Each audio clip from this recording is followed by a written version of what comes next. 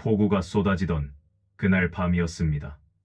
천지를 뒤흔드는 천둥 소리 사이로 낡은 복도식 아파트의 센서등이 불안하게 깜빡이고 있었죠. 치직, 치지직. 수명이 다해가는 그 형광등 아래 저는 석상처럼 서 있었습니다. 금뻑 젖은 우산을 든 채로요. 제 시선은 바닥에 놓인 쓰레기 봉투 사이를 향해 있었습니다. 터진 봉투 틈으로 빗물에 젖어 너덜너덜해진 종이 뭉치가 보였거든요. 그 사이로 번져 나온 붉은색 도장이 마치 피처럼 보였습니다. 주름진 손으로 그 종이를 집어들었습니다. 천천히, 아주 느리게.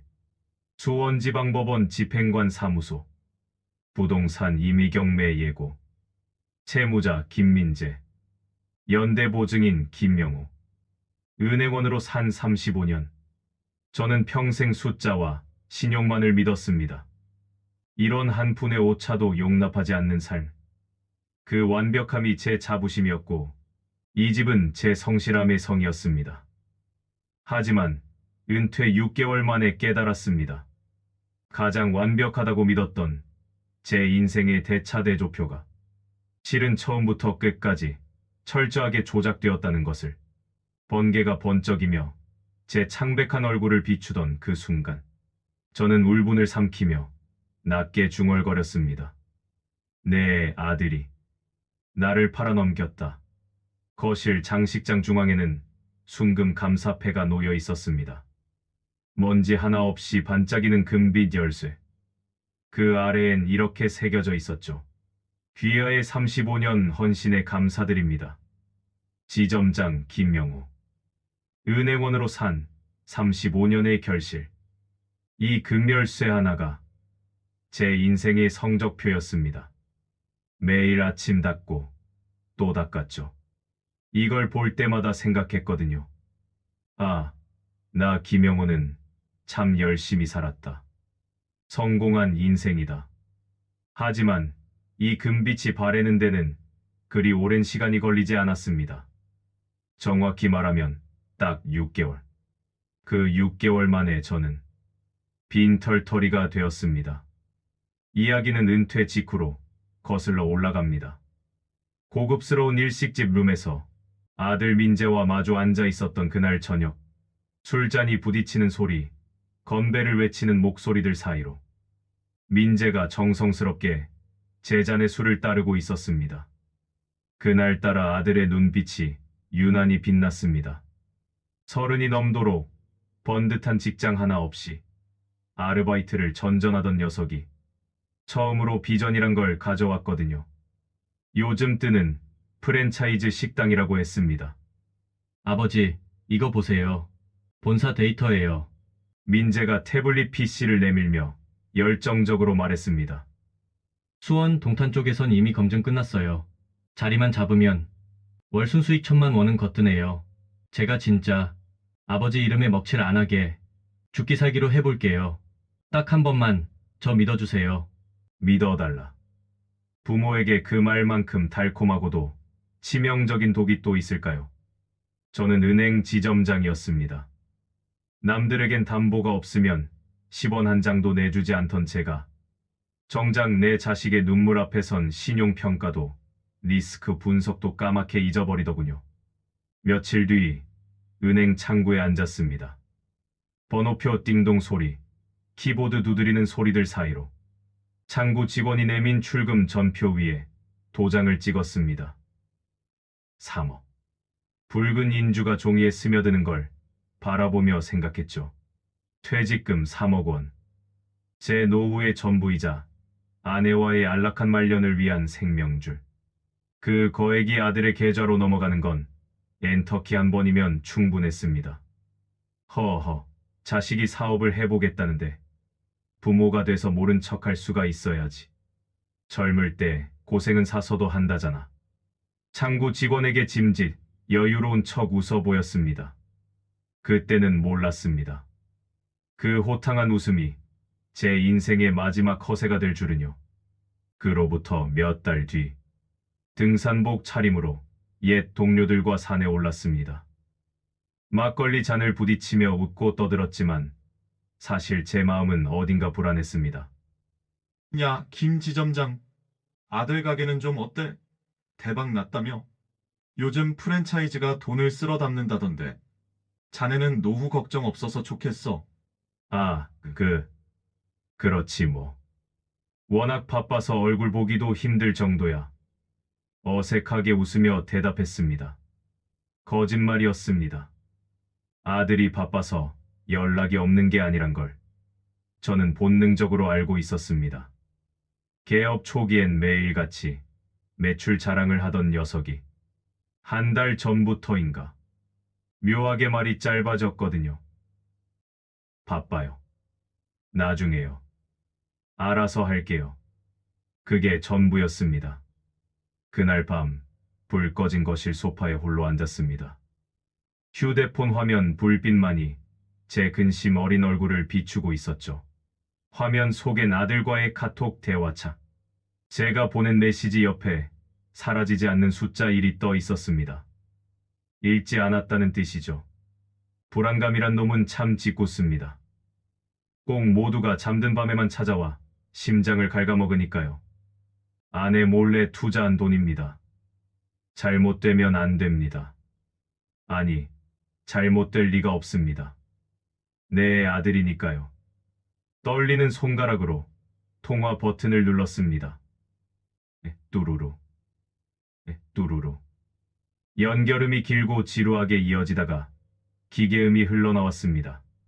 지금 고객님의 전화기가 꺼져 있어 전화를 받지 않습니다. 어제도, 오늘도, 혹시나 하는 마음에 SNS를 검색해 봤습니다. 가게 홍보한다고 하루에도 10개씩 사진을 올리던 그 계정이 사용자를 찾을 수 없습니다. 삭제된 계정입니다. 며칠 전 동네 부동산 앞을 지나다 얼핏 들었던 이야기가 불현듯 스쳤습니다. 거기 화성 신도시 상가들 말이야. 사기 분양 때문에 난리 났다던데. 등줄기에 식은땀이 흘렀습니다. 단순히 장사가 안 되는 게 아니다. 무언가 아주 크게 잘못됐다. 벌떡 일어나 점퍼를 낚아챘습니다. 벽에 걸린 시계는 밤 11시를 가리키고 있었죠. 그 밤 저는 가지 말아야 할 곳을 향해 핸들을 돌렸습니다. 판도라의 상자가 열리는 줄도 모르고 말이죠. 목적지 부근입니다. 안내를 종료합니다. 내비게이션이 안내를 멈춘 곳. 어둠이 짙게 깔린 신도시의 상가 거리였습니다. 드문드문 켜진 가로등만이 휑한 도로를 비추고 있었죠. 아들이 보내준 사진 속에선 분명 화려한 조명과 화환으로 가득했던 그곳입니다. 아버지, 여기가 제 꿈이 시작되는 곳이에요. 그렇게 말하며 웃던 녀석의 얼굴이 떠올라 가슴이 뛰더군요. 하지만 차에서 내린 제가 마주한 건 화려한 간판도 북적이는 손님도 아니었습니다. 텅 빈 유리창. 먼지가 뿌옇게 앉아있고 전단지들이 덕지덕지 붙어 있었습니다. 그리고 가장 크게 붙어있는 붉은색 글씨. 임대문에. 네 글자가 제 심장을 차갑게 찔렀습니다. 꿈, 희망. 아니요. 그곳엔 아무것도 없었습니다. 마치 처음부터 존재하지 않았던 신기루처럼 말이죠. 상가 관리 사무소를 찾아갔습니다. 경비원이 컵라면을 먹다 말고 귀찮은 듯 저를 쳐다봤습니다. 선생님, 여기 103호 말입니다. 김민재 사장 아니, 식당 하던 젊은 친구 못 보셨습니까? 제가 그 친구 아버지 되는 사람인데. 경비원이 혀를 차며 대답했습니다. 아, 103호요? 거기 나간 지가 언젠데 이제 와서 찾아요. 석 달도 넘었을걸. 석 달이라니요. 저번 주까지도 장사 잘 된다고 통화를 했는데. 장사는 무슨. 오픈하고 한 달도 안 돼서 파리만 날리다가 어느 날 밤에 싹 비우고 날랐어요. 전문 용어로 야반도주라고 하죠. 빚쟁이들이 하도 찾아와서 우리도 골치 아파 죽겠습니다. 야반도주. 남의 집 불구경하듯 듣던 그 단어가 내 아들의 이름 뒤에 붙었습니다. 다리에 힘이 풀려 그 자리에 주저앉을 뻔했습니다. 석 달 전부터 도망쳤다니. 그럼 그동안 나에게 했던 말들은, 매출이 올랐다던 그 문자들은 전부 쇼였단 말인가. 다시 차에 올랐습니다. 거세진 빗줄기가 차창을 때리고 와이퍼가 슥싹슥싹 움직였습니다. 운전대를 잡은 제 손등에 핏줄이 곤두서 있었죠. 퇴직금 3억.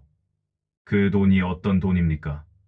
상사 비위 맞추며 마신 술로 속이 썩어 문드러질 때도, 구조조정 칼바람에 동료들을 내보내며 피눈물을 흘릴 때도 이 악물고 버텨서 받아낸 내 인생의 핏값입니다. 그걸 감히 내가, 아들이라는 놈이 나를 기만해? 확인해야겠습니다. 설령 내 자식이 도둑놈이 되었다 해도 내 눈으로 보고 들어야겠습니다. 왜 그랬냐고. 도대체 나한테 왜 그랬냐고. 아들 내외가 사는 아파트에 도착했습니다. 엘리베이터에서 내려 복도를 걸었습니다. 제 구두 발자국 소리가 저벅저벅 울렸죠. 현관문 틈 사이로 미세하게 새어나오는 불빛. 그리고 TV 소리. 안에 사람이 있었습니다. 불이 켜져 있더군요. 아비는 속이 타들어가 제가 되고 있는데, 놈들은 저 안에서 두 다리 뻗고 TV를 보고 있다는 사실에 피가 거꾸로 솟았습니다. 초인종을 눌렀습니다. 딩동, 딩동, 딩동. 민재야! 너 안에 있는 거 다 안다.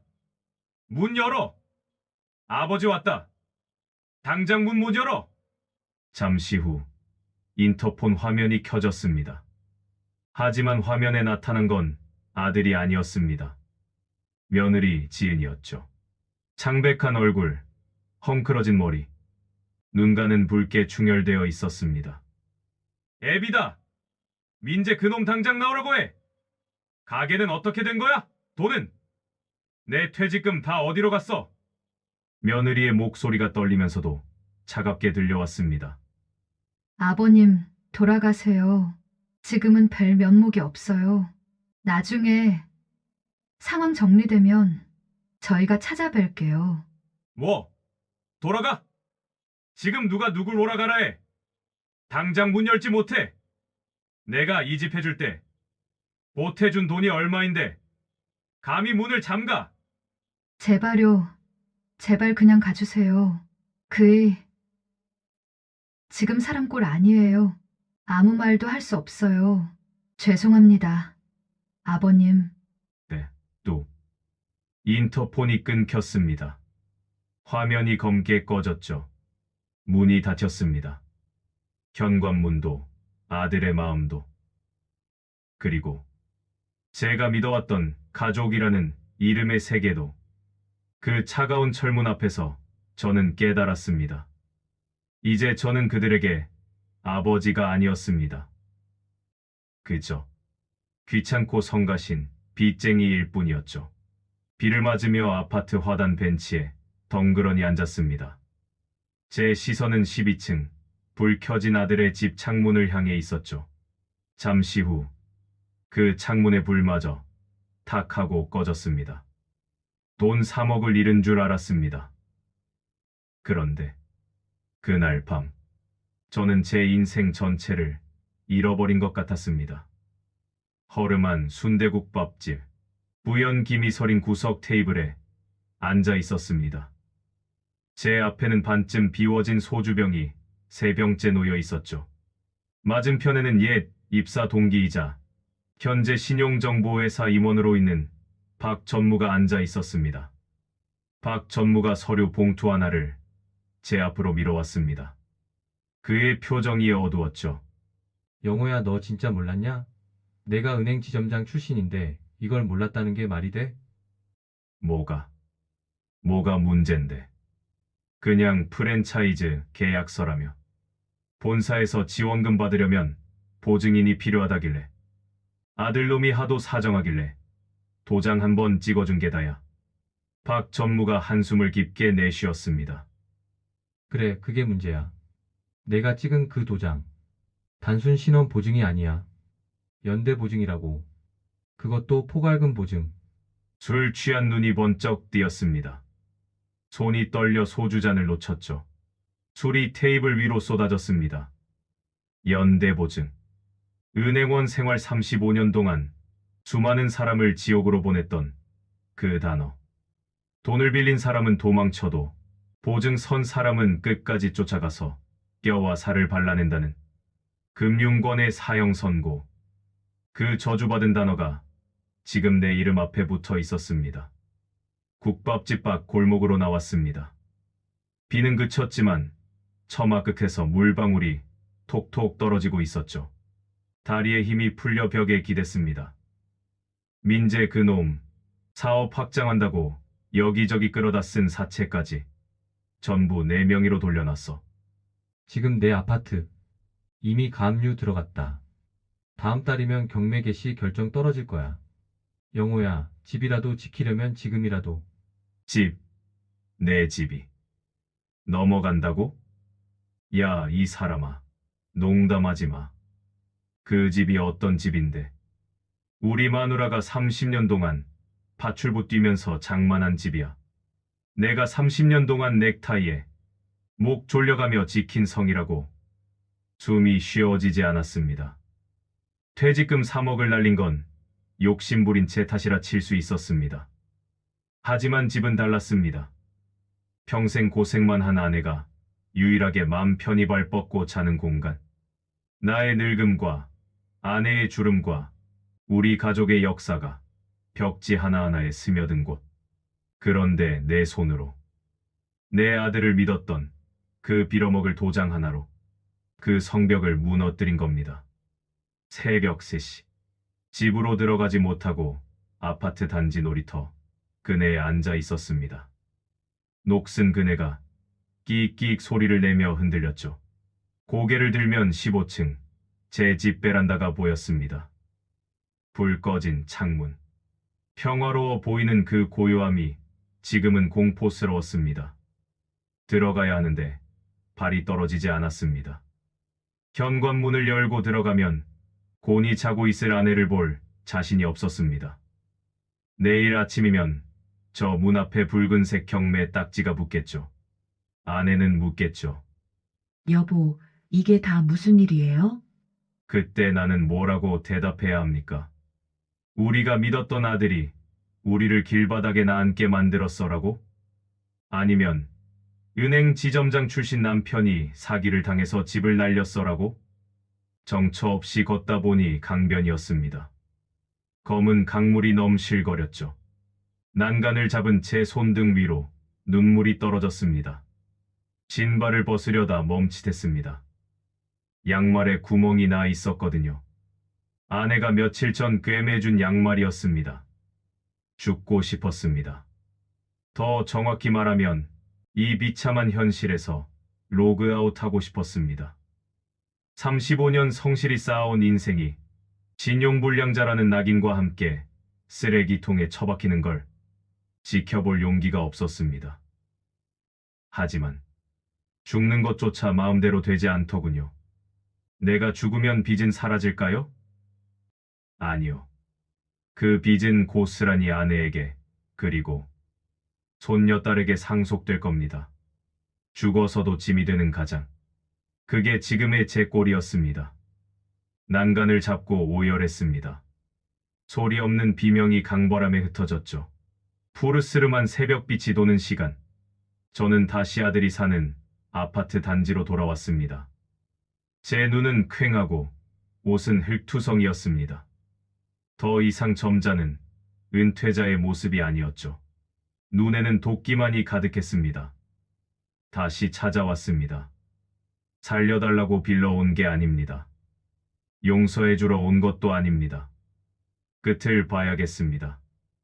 내 인생을 파탄낸 그 놈들의 낯짝을 보고 내 집을 내놓으라고 내 아내의 눈물을 물어내라고 멱살이라도 잡고 흔들어야겠습니다. 설령 그것이 내 아들이라도 말이죠. 아파트 화단나무 뒤에 몸을 숨겼습니다. 마치 사냥감을 노리는 맹수처럼 아들 집 현관을 응시했죠. 그때 저 멀리서 스쿠터 한 대가 미끄러지듯 들어왔습니다. 배달통이 달린 낡은 스쿠터. 헬멧을 쓴 운전자가 제가 숨어있는 화단 쪽으로 다가왔습니다. 민재 저놈인가? 운전자가 헬멧을 벗었습니다. 헝클어진 머리카락 사이로 드러난 얼굴. 제 동공이 지진이 난 듯 흔들렸습니다. 그런데 헬멧 속에서 나타난 얼굴은 아들이 아니었습니다. 그것은 상상조차 하지 못한 반전의 시작이었습니다. 헬멧이 바닥에 툭 떨어져 굴렀습니다. 스쿠터 옆에 선 배달원이 헬멧을 벗자 헝클어진 머리카락이 땀에 젖어 얼굴에 들러붙어 있었습니다. 며느리 지은이었습니다. 화장기 없는 창백한 얼굴, 손목에 감긴 낡은 보호대. 내가 알던 단정한 며느리의 모습은 온데간데 없었습니다. 숨이 턱 막혔습니다. 도망친 줄 알았던 며느리가 배달 오토바이에서 내렸습니다. 새벽 4시. 남들은 곤히 잠들 시간, 그녀는 땀 범벅이 되어 돌아왔습니다. 애미냐? 지은이 소스라치게 놀라며 뒷걸음질 쳤습니다. 그 바람에 들고 있던 배달 가방이 엎어졌죠. 가방 속에서 쏟아져 나온 건 돈다발이 아니었습니다. 구겨진 영수증 뭉치, 파스, 그리고 뜯지 않은 우편물들. 아, 아버님. 여기 어떻게... 떨리는 손으로 바닥에 흩어진 종이들을 집어들었습니다. 수취인은 전부 김명호. 바로 저 자신이었습니다. 그런데 내용이 이상했습니다. 수원지방법원 경매 취하 합의서, 동방대부 업체이자 납입 영수증, 입금자명은 전부 이지은 며느리 이름이었습니다. 이게 다 뭡니까? 내 앞으로 날아온 빚 독촉장들, 그리고 그걸 막아낸 수십 장의 입금증들. 이게 다 뭐냐? 내가 왜 내 빚을 갚고 있어? 나한테 오라고 했어야지. 집을 팔든 뭘 하든 내가 해결하게 했어야지. 왜 미련하게 혼자서. 며느리가 고개를 푹 숙인 채 눈물을 흘렸습니다. 아버님, 평생 자존심이신 집이잖아요. 그거 넘어가면 아버님 무너지실까봐 그이도 저도 죽기 살기로 막아보려고 했어요. 이자만 막으면 경매는 안 넘어간다고 해서. 그래서 낮에는 식당 나가고 밤에는 배달 뛰면서. 머리를 한 대 얻어맞은 것 같았습니다. 문전박대, 연락 두절. 그 차가운 거절이 사실은 늙은 시아버지를 지키기 위한 필사적인 방어막이었다는 걸. 그것도 모르고 나는 며느리를 도둑년이라 욕하며 저주를 퍼부었습니다. 제 시선이 지은의 손목으로 향했습니다. 너덜너덜해진 손목 보호대 아래로 시퍼렇게 든 멍이 보였습니다. 차마 그 손을 잡지도 못하고 고개를 돌려 눈물을 훔쳤습니다. 민재 그놈 어딨냐? 내 아들놈 지금 어디 있냐고? 물류센터. 거대한 소음이 귀를 때렸습니다. 윙윙거리는 컨베이어 벨트 소리, 작업 반장의 고함 소리, 무거운 박스 던지는 소리. 먼지와 소음이 뒤섞인 물류 창고에서 수십 명의 인부들이 기계처럼 박스를 나르고 있었습니다. 제 눈이 한 청년에게 고정됐습니다. 다리를 절뚝거리면서도 쌀포대를 짊어지고 뛰는 남자. 한때 번듯한 양복을 입고 아버지, 저 믿으세요 라고 외치던 아들 민재였습니다. 지금은 흙투성이 작업복에 얼굴은 반쪽이 되어 있었죠. 내 아들은 도망친 게 아니었습니다. 지옥 한가운데서 제 죗값을 몸으로 치르고 있었습니다. 비겁하게 숨은 게 아니라 못난 아비의 집을 지키겠다고 허리가 끊어져라 짐을 나르고 있었습니다. 민재가 비틀거리며 박스를 내려놓다가 저와 눈이 마주쳤습니다.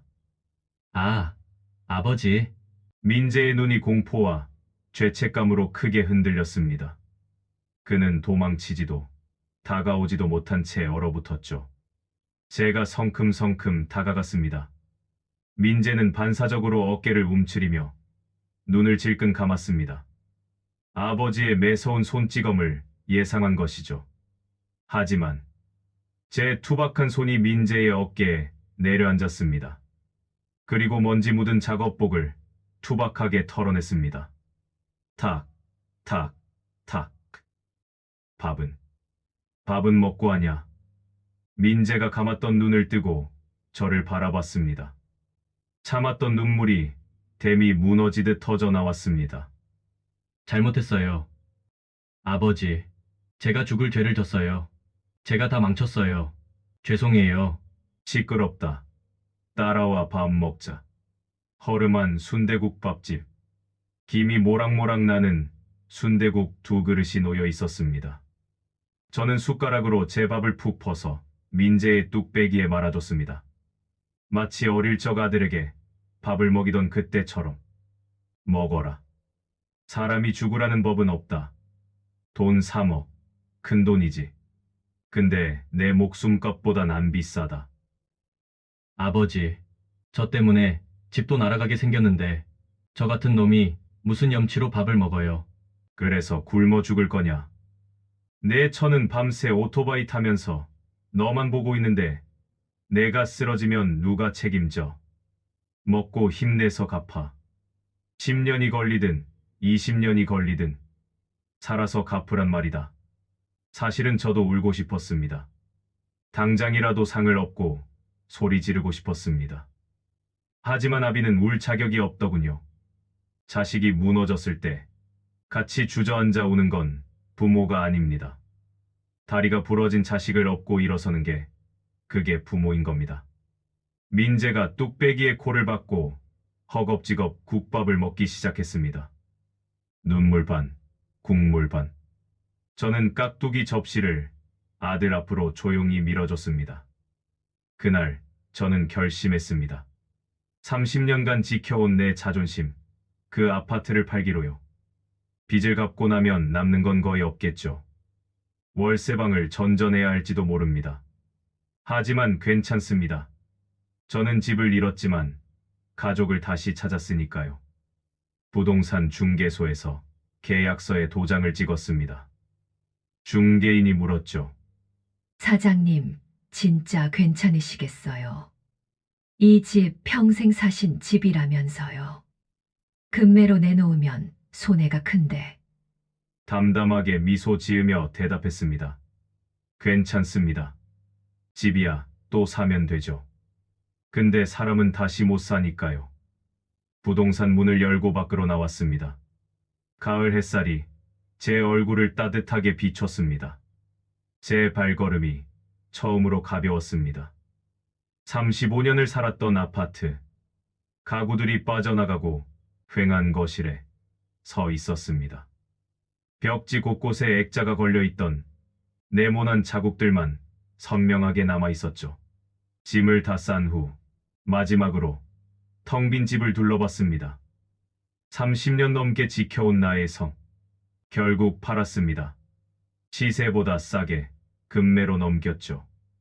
은행 빚 갚고 아들놈 보증 채무 해결하고 나니 손에 쥔 돈은 전세 보증금 정도가 고작이더군요. 예전 같았으면 억장이 무너져 내렸을 겁니다. 내가 어떻게 마련한 집인데 내 인생이 부정당했다며 땅을 쳤겠죠. 그런데 참 이상하죠? 오히려 지원합니다. 마치 썩은 이를 뽑아낸 것처럼 아주 홀가분합니다. 거실 한가운데 서서 창밖을 봤습니다. 항상 내려다보던 풍경. 이젠 안녕이다. 잘 있어라. 덕분에 잘 살다 간다. 제 새 직장은 옆 동네 아파트 경비원입니다. 지점장 시절엔 상상도 못했던 일이죠. 이평 남짓한 좁은 경비 초소에 앉아 믹스 커피를 마시며 라디오를 들었습니다. 가끔 옛 동료들을 마주칠까 모자를 푹 눌러 쓰기도 했습니다. 쪽팔렸냐고요?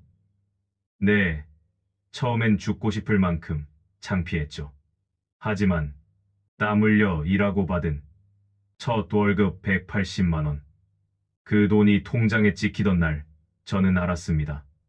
거품 낀 3억 원보다 내 노동으로 번 이 돈이 훨씬 더 묵직하다는 거려. 초소 창문을 똑똑 두드리는 소리가 들렸습니다. 어린 꼬마 아이가 배꼽 인사를 하고 있었죠. 주머니에서 사탕 하나를 꺼내 쥐어주며 환하게 웃었습니다. 그래, 학원 잘 다녀오렴. 차 조심하고. 이제 더는 김 지점장님 소리는 못 듣습니다. 그냥 경비 아저씨 혹은 김 씨로 불리죠. 하지만 저는 지금의 제가 꽤 마음에 듭니다. 누구의 보증도, 누구의 담보도 아닌 오롯이 제 두 발로 서 있는 김영호니까요. 15평 남짓한 작은 빌라 거실. 좁아서 다닥다닥 붙어 앉았지만 온기는 예전 아파트보다 훨씬 뜨거웠습니다. 삼겹살 굽는 맛있는 소리가 치익 울렸습니다. 아들 민재, 며느리 지은, 그리고 저와 아내가 둘러앉아 있었죠. 민재가 조심스럽게 흰 봉투 하나를 내밀었습니다. 아버지 이거 얼마 안 돼요. 이번 달 월급 탄 거에서 생활비 좀 뺐어요. 용돈 하시라고. 순간 정적이 흘렀습니다. 그 봉투를 물끄러미 바라봤습니다. 예전 같았으면 겨우 이거냐 했거나 됐다며 헛기침을 했을 겁니다. 저는 봉투를 다시 아들 쪽으로 슥 밀어 넣었습니다. 넣어둬라. 나도 월급 받는다. 내 돈은 내가 벌어서 쓴다. 아니, 그래도 죄송해서. 민재야. 진짜 효도가 뭔지 아냐? 돈 봉투 가져오는 거 아니다. 내 식구 건사 잘하고 빚 안 지고 아프지 않고 너희들끼리 지지고 볶고 잘 사는 거. 부모한테 손 안 벌리고 독립하는 거. 그게 나 도와주는 거고 그게 최고 효도다. 잘 익은 고기 한 점을 며느리 지은의 밥숟가락 위에 올려줬습니다. 많이 먹어라, 우리 며느리.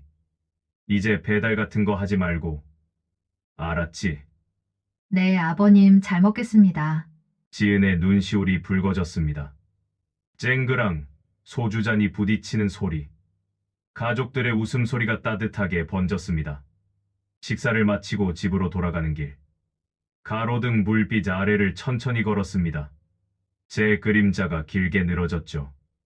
얼굴에는 지쳐있던 기색 대신 은은한 평온함이 서려 있었습니다. 은퇴 후 인생이 끝난 줄 알았습니다. 가진 걸 다 잃었다고 생각했으니까요. 하지만 잃은 건 허영심이었고 얻은 건 자유였습니다. 자식은 자식의 인생이 있고 나는 나의 인생이 있습니다. 그 당연한 사실을 깨닫는데 참 비싼 수업료를 치렀네요. 밤하늘을 올려다봤습니다. 도심의 불빛 사이로 작은 별 하나가 반짝이고 있었습니다. 혹시 지금 자식 걱정에 노후 자금을 헐어야 하나 고민하고 계십니까? 아니면 자식에게 짐이 될까봐 숨죽여 울고 계십니까? 부디 그러지 마십시오. 사랑과 희생은 다릅니다. 부모가 행복해야 자식도 숨을 쉽니다. 자식에게 줄 수 있는 최고의 유산은 수십억의 돈다발이 아니라 끝까지 스스로의 삶을 책임지는 당당한 부모의 뒷모습입니다. 제 인생의 진짜 대차대조표는 지금부터 다시 쓰일 겁니다. 적자가 아니라 흑자 인생으로 말이죠. 오늘 김 씨의 이야기 어떠셨나요? 가슴 한구석이 찌릿하셨다면 그건 아마 우리 모두 부모이기에 그렇겠죠. 이 이야기가 공감되셨다면 구독과 좋아요 그리고 알림 설정까지 꼭 부탁드립니다. 여러분의 작은 응원이 대한민국 모든 아버지들에게 큰 힘이 됩니다. 그럼 저는 다음 이야기에서 더 따뜻한 감동으로 찾아뵙겠습니다. 오늘도 자식 걱정은 조금만 덜어내시고 본인을 위해 활짝 웃는 하루 되십시오. 고맙습니다.